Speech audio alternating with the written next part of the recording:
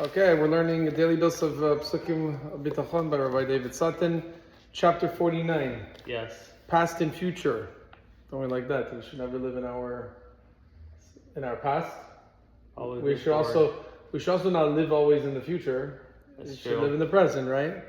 as long as the present is not, we're not affected by what we think is going to happen in the future or what happened in the past. So it's written in the pasuk, "Vayazrem Hashem vayfartem Hashem v'Hashem ki chazubo." Hashem helped them and caused them to escape. He will cause them to escape from the wicked, and He will save them because they took refuge in Him. So at first we think this pasuk is repetitious, but if we look closely, we see that the first mentioning of escape is in the past tense. He caused them to escape, so that's the past. And the second, He will cause them to escape, that's in the future tense.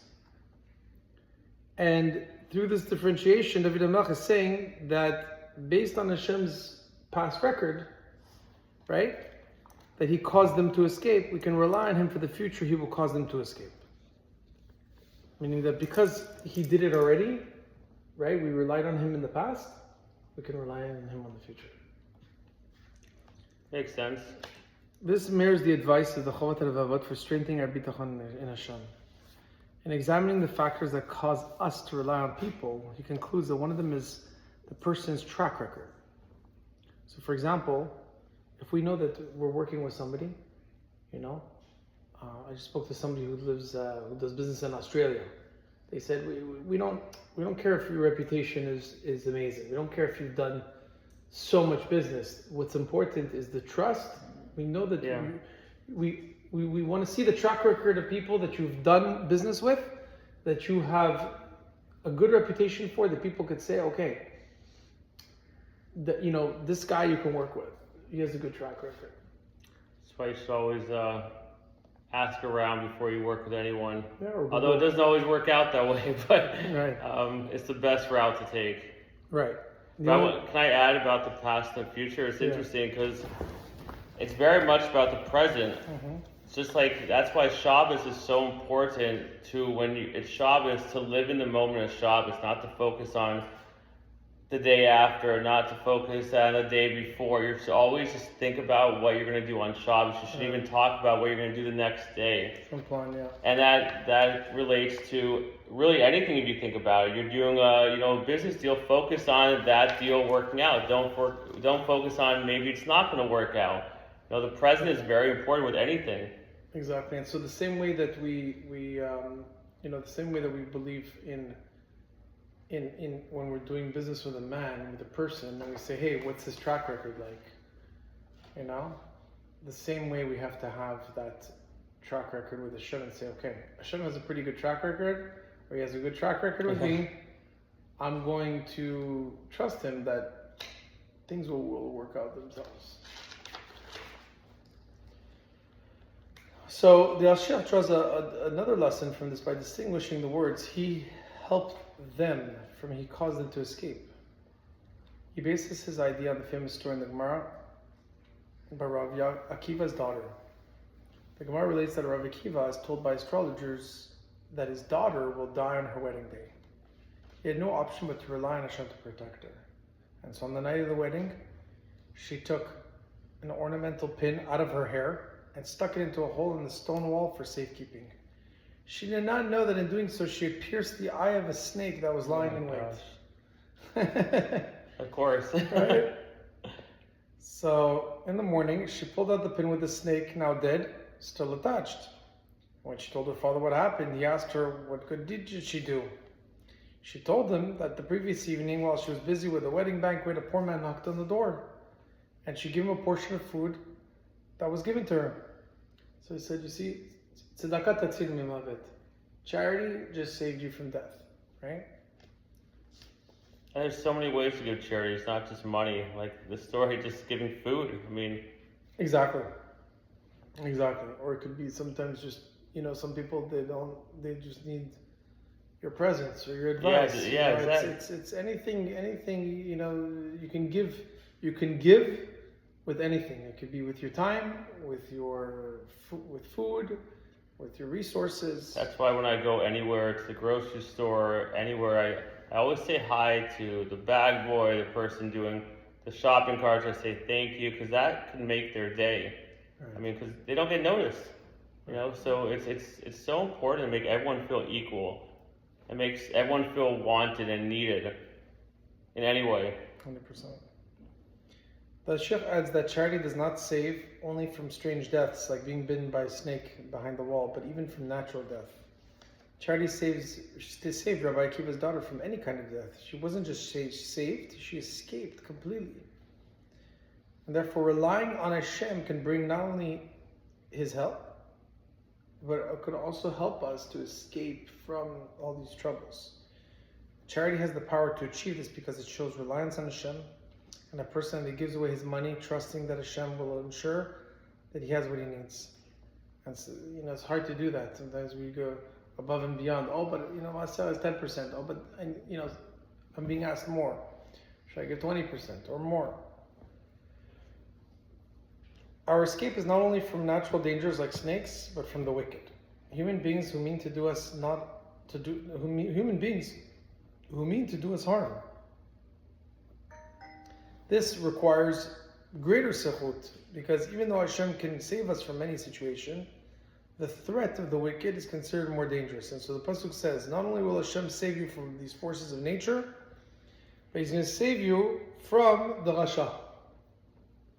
That's very important. Yeah. Because sometimes we feel that we're not able to escape. That's right. From being threatened by the Rasha.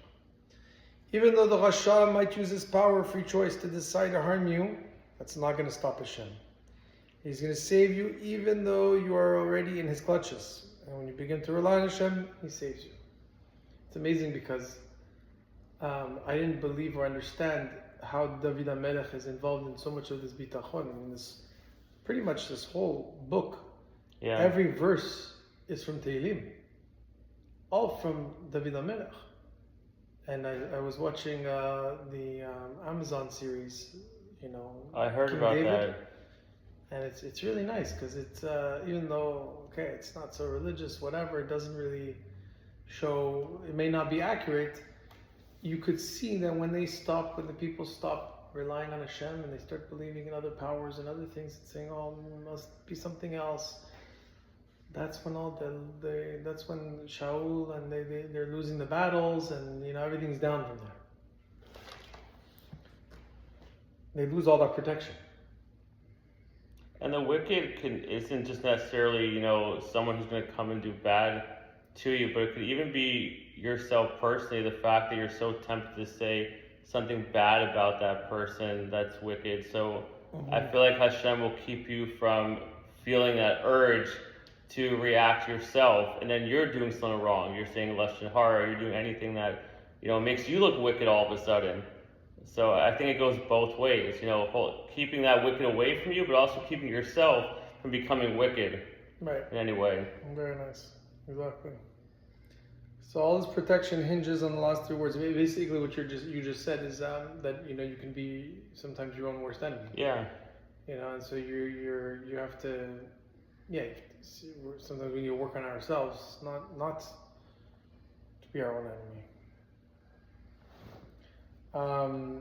This can be reflected also with our families, with our kids. We could sometimes we could be mad because something else bothered us, and we're mad, and so we yell. Yeah. And then our kids yell, and then we think that our kids are yelling because they have a problem.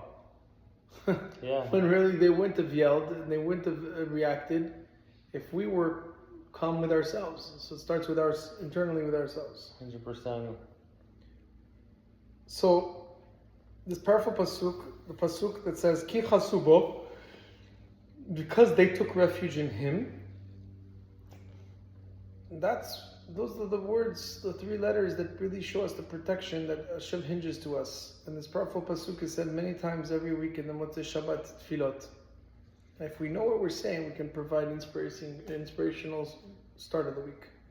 And the fact that Hashem has caused us to escape in the past is proof that He's reliable to help us in the future. So to recap, Hashem helps us not only in our time of need, but causes us to totally escape the trouble. And His ever reliable help comes to us by virtue of our reliance on Him.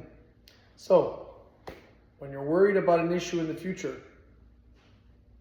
try to remember and say, was there a time that I relied on Hashem and trusted Hashem in the past, that He was able to get me through this challenge? It's tough sometimes, but... Right? It's very hard to do that. It is very hard. Remember the track record. Yeah. How good was the track record with Kadosh Baruch Hu? Sometimes the problem is that we don't see any track record. Why? Because we don't pay attention. We only pay attention when things are wrong. That's right. When things go well, we're not. How many times can you say? I know for me it's very hard to do this, but how many times can we say that when things are good, we are every day in that moment, every day following those days, saying thank you, thank you, thank you. You know, you're amazing, you're incredible, and thanking Hashem. It's very hard to pray deep in appreciation of HaKadosh Baruch Hu. Because we're human beings. We think, because I worked harder, because I did this, because I did that resource, I found out through that one, I did, you know. It's also tough because if something bad happens to us, we think we have a bad track record with Hashem. Like our resume is all of a sudden not so good. But we have to realize that it's not what it means. You know, it means that Hashem loves us and wants us to do better. So It's how we look at our track record with Hashem, because it's all in the eyes of the beholder.